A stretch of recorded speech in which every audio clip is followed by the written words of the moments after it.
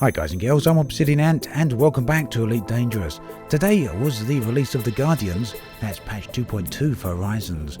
People Without Horizons also got an update, that's patch 1.7.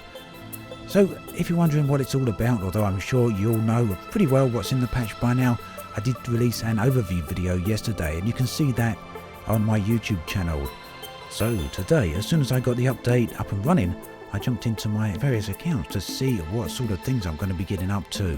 Here I am on my old account, my first account. This is Commander Granite and I'm out in Colonia. Colonia is the area of space around Jacques Station and it has now been officially called Colonia. Here I'm at Colonia Hub and I wanted to see what type of missions, if any, were actually available around here. Unfortunately, both the mission board and the passenger lounge are not always working. Sometimes you load them up and they come up blank, and I didn't realise it at the time, so I just assumed there wasn't any missions actually here. But shortly after that I jumped out to Jacques Station and also had a look at a few of the other stations that are now in around this area. So my hope, probably along with many other people's, is that sooner or later we're going to have a fully fledged playing area around Colonia.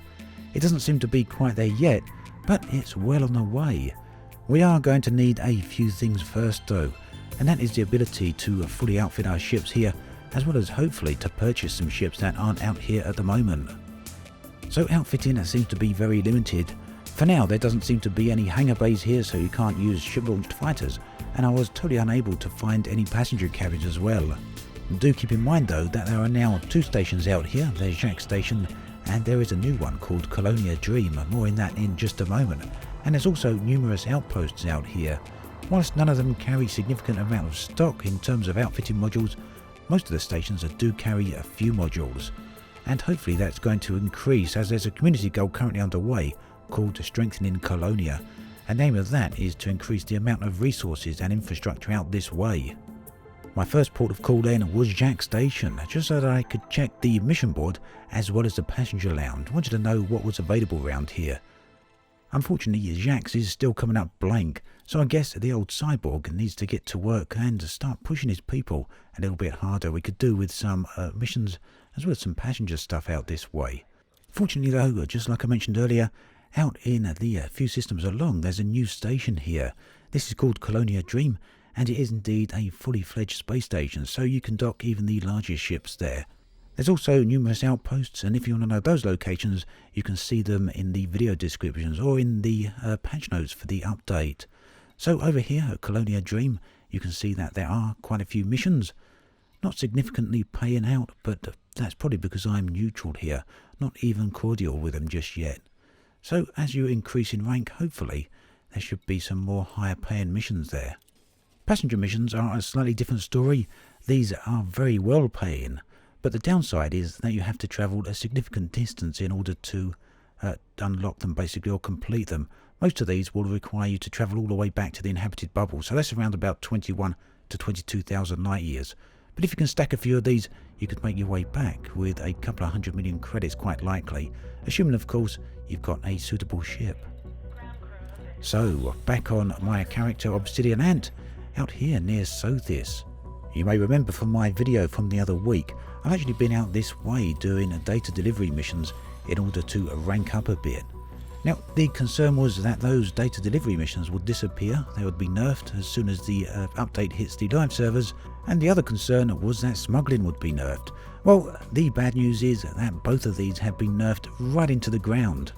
Data missions do still come up from time to time, but their frequency is nowhere near enough to be suitable for the rapid ranking that we previously had. And although I didn't do the smuggling missions, I've noticed that their rewards are cut down to about 20% of their original value. My plan was always to get on to passenger missions though and ship-launched fighters at a bit of a later date, so I left Sothis and headed out to the nearest tourist station. And here I fitted out one of the passenger cabins. There was no first class cabins here, so my choice was between economy and business. Obviously the higher quality cabin you have, the better it's going to be in terms of enabling you to pick up passengers that pay a lot higher. Now the trick with passenger missions, if you want high paying ones, is just the same as with missions. You need to be allied with the faction that's offering the mission. And fortunately, I'm allied in a number of places here. The nearest one is Cashpoo's and Neville Horizons. so I'm going to go out there before I pick up any passenger missions. And just on a side note here, look at the lovely colours of this hangar bay.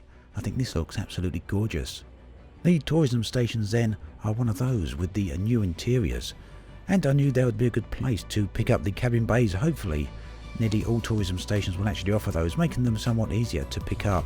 I didn't check to see what ships were here unfortunately, so I don't know if they also offer the Beluga and the Orca. So leaving Cantor Gateway here, one very quick journey later, I arrived at Neville Horizons. This station is also one of those with the new interiors. This one is a high-tech one, and it's got quite a contrast with the previous one. Here it's far darker. The question on my mind then was how much would I be able to earn by doing passenger missions? Would I have to travel a long way? I noticed some of the missions were paying up to 7 odd million for a 1,000 light year journey, but this one was even better. It was offering 3.5 million for a 44 light year trip. That's something that can be done in just a few minutes. However, it did require me to upgrade to a first class cabin. I put the business class one into storage and purchased the first class one. Fortunately, it was available here. So this isn't one of those passenger missions that actually requires you to go out to tourist beacons. It's not a sightseeing mission, and it won't require you to go to multiple destinations. It's a simple taxi mission. You just take the passenger from A to B, and in this case that's effectively a neighbouring system.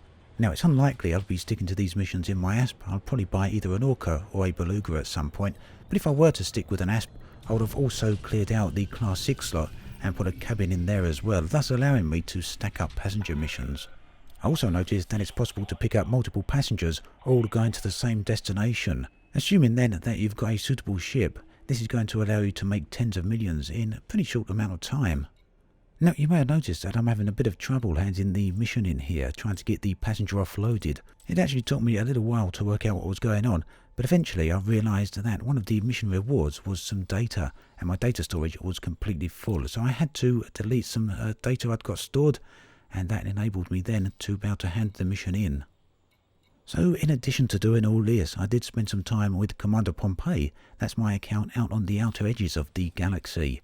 I was hoping that with the update now hitting the live servers, they'd enabled some points of interest out that way. Unfortunately, there didn't seem to be any, although I only spent around about an hour and a half actively looking, so it may actually require a lot more time. But that said, this combined with the fact that the new service maps still require a basic scan of a planet, that means you have to fly up to the planet before you get the map. It basically means that for deep space explorers, this update brings no changes to the game and that everything remains essentially as it was in 2.1. So for me personally, that's a bit of a disappointment, but oh well, there we go. At any rate, one of the things I did want to do is try out the ship transfer.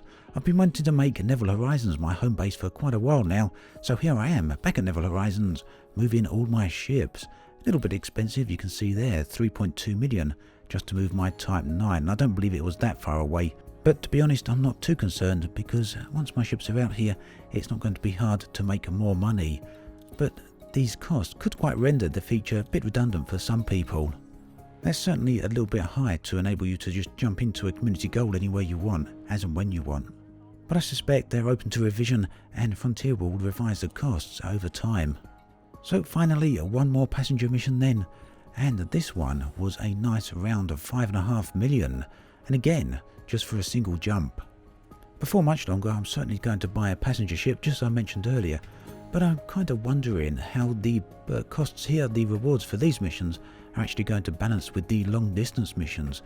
Some of the long distance passenger missions actually take you out to the centre of the galaxy and even beyond.